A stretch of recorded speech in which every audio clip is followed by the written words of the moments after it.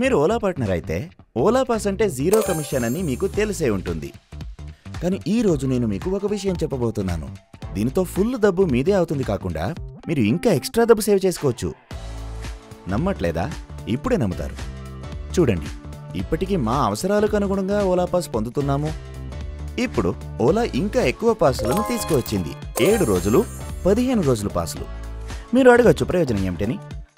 ముందుగా 1 రోజు మరియు 3 రోజుల పాసుల కంటే చౌకగా ఉంటాయి. రెండవది, మీరు ప్రతిరోజు పాస్ కొనవలసిన అవసరం లేదు. వారానికి ఒకసారి లేదా నెలకు 2 సార్లు ఓలా పాస్ తీసుకోండి.